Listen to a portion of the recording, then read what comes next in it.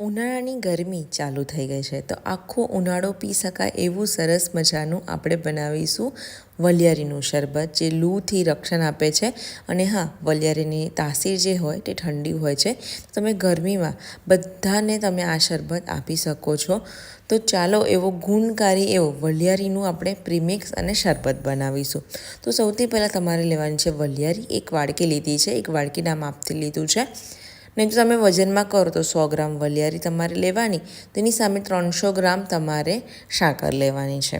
હવે વલિયારીને આપણે થોડી 1 થી 2 મિનિટ જેવું શેકવાની છે. વધારે એકદમ શેકવાની નથી, ખાલી જ આપણે વલિયારી ઘરમાં પડી હોય તો ભેજવાળી ના હોય એના માટે આપણે થોડીક શેકી લઈશું.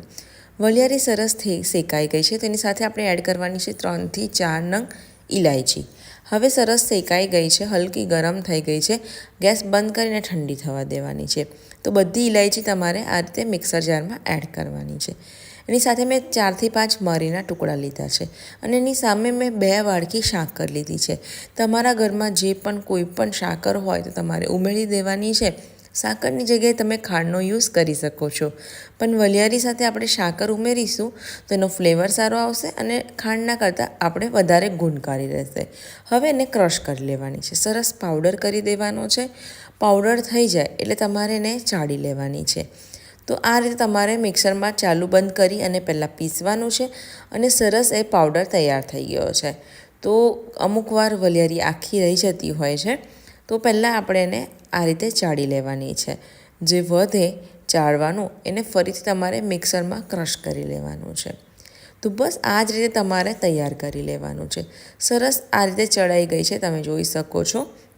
હવે બધું તમારે કાઢી અને આ રીતે ફરીથી એકવાર હું ક્રશ કરી અને ફરીથી એકવાર પાવડર કરી અને ક્રશ કરી લઈશ. સરસ પાવડર થઈ ગયો છે તો હું બધો જ એને બાઉલમાં લઈ લીધો છે. હવે તમારે એને એરટાઇટ બોટલમાં ભરીને તમે આખું ઉનાળું પી શકો છો. તો જ્યારે પણ બાળકો ગરમીમાં બહાર રમીને આવે તો તમે આ ઇન્સ્ટન્ટ શરબત બનાવી શકો છો. તો સરસ આપણું આ વલિયારીનો પાવડર તૈયાર થઈ ગયો છે. આપણે કોઈ પણ જાતની ચાસણી નથી કરી, તો એને હું એક બોટલમાં લઈ લઈશ. હવે તમને કેવી રીતે બનાવવાનું શરબત, તો તમે આ શરબત તમારા ઘરમાં જે રીતે ભાવે એ રીતે તમે બનાવી શકો છો. અત્યારે હું એને પાણીમાં મિક્સ કરીશ અને આપણું આ શરબત તૈયાર થઈ જશે. પણ તમે આમાં થોડુંક લીંબુનો રસ એડ કરી શકો છો, ચપટી તમે મીઠું પણ એડ કરી શકો છો. પણ આજે આપણે એકલો વલિયારીનો શરબત બનાવવાના છે. તો એની અંદર તમારે આ રીતે 2 ચમચી ગ્લાસમાં એડ કરી દેવાનું છે પાવડર અને સાથે તમારે પાણી એડ કરવાનું છે. તો એકદમ સરસ રીતે આપણું આ શરબતને મિક્સ કરવાનું છે. હવે એની અંદર હું એડ કરીશ તકમરિયા. તકમરિયા દેખાવમાં સરસ લાગે છે અને પીવામાં પણ ખૂબ જ મજા આવે છે. તો તકમરિયાને હું પહેલેથી પલાળી રાખ્યા હતા, તે 1 ચમચી આ રીતે એડ કરી દઈશ. તો તકમરિયાની તાસીર પણ ઠંડી હોય છે. તો તમે પણ આ ઉનાળામાં તમે આ રીતે શરબત બનાવજો. તમને રેસીપી કેવી લાગી નીચે કમેન્ટ સેક્શનમાં જરૂરથી કહેજો.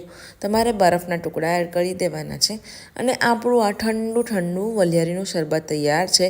તો મહેમાન આવે એના માટે પણ તમે આ મહેમાનોને ઇન્સ્ટન્ટ તરત જ બહારના ઠંડા પીણાની જગ્યાએ તમે ઘરનું હેલ્ધી આ ડ્રિંક પીવડાવી શકો છો. તો ચોક્કસથી બનાવજો આ રેસીપી. લાઇક કરજો, શેર કરજો અને હા, ગુજરાતી કિચન યુટ્યુબ ચેનલને સબસ્ક્રાઈબ કરવાનું બિલકુલ ના ભૂલતા. મળીશું એક આવા જ નવા વિડીયો સાથે. ત્યાં સુધીને આવજો.